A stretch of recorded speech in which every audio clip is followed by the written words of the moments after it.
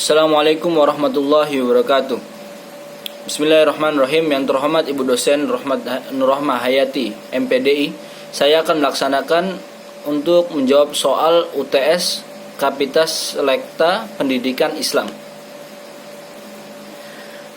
Di sini ada 4 soal. Saya akan menjawab pertanyaannya, yaitu yang pertama, bagaimana perkembangan pendidikan Islam dan pendidikan konvensional? Metode pembelajaran konvensional adalah metode pembelajaran tradisional atau yang disebut juga dengan metode ceramah. Jadi sebelum pendidikan konvensional ada di Indonesia ini dibawa oleh orang-orang Belanda. Lambat laun sampai tahun ini banyak perubahan-perubahan yang membuat pendidikan konvensional rada maju. Kalau kata saya rada maju, bukan semakin maju, gitu.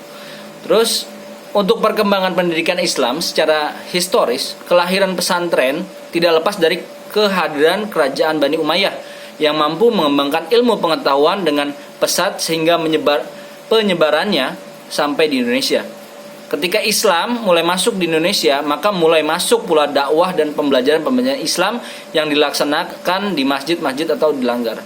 Ini saya kutip dari Abdul Mujib MAG dan Dr. Yusuf Muzakir MSI tentang ilmu pendidikan Islam tahun 2006. Itu yang pertama, soal pertama saya jawaban pertama. Yang kedua, jelaskan pendidikan masa penjajahan dan pasca kemerdekaan. Di sini saya menjawab, ajaran agama menjadi landasan pendidikan ketika masa penjajahan. Tetapi para penjajah mengasih toleran dengan mengajar kepada orang-orang Indonesia itu sebagai imbalan agar Indonesia mau dijarah hasil buminya. Setelah itu pendidikan pasca kemerdekaan.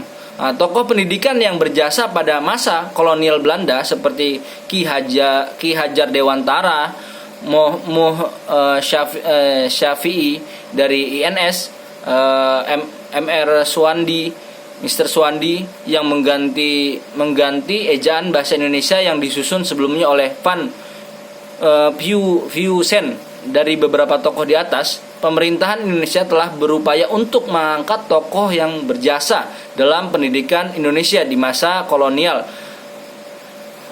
Pada awal pendidikan masa kemerdekaan, pengangkatan Menteri PP dan Profesor Dr. Priyono dari Partai Kiri Murba menjadi tanda pengaruh masuknya ideologi kiri di dunia pendidikan. Nah, itu jawaban kedua. Untuk jawaban ketiga, soal ketiga, regulasi pasca era reformasi. Ini ada tiga masukan di era reformasi.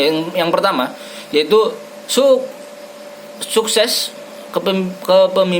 kepemimpinan secara damai. Ini yang pertama. Yang kedua, memberantas terorisme melalui peraturan perundang-undangan. Yang ketiga, mewujudkan peradilan satu atap. Nah, dari tiga ini, pelajaran penting dari sekian banyak pelajaran yang dapat diambil dalam dinamika ketatanegaraan dan peraturan perundang-undangan Indonesia, khususnya pada periode reformasi konstitusi. Ketiga pelajaran ini dapat kita rasakan sekarang dan di kemudian hari sebagai pelajaran yang sangat berharga dalam mengembangkan struktur ketatanegaraan dan peraturan perundang-undangan Indonesia. Alhamdulillah saya telah menjawab soal-soal yang diberikan oleh dosen saya, yaitu Bu Nurrohmah Hayati, MPDI. Sekian dan terima kasih kepada dosen saya yang tercinta. Assalamualaikum warahmatullahi wabarakatuh.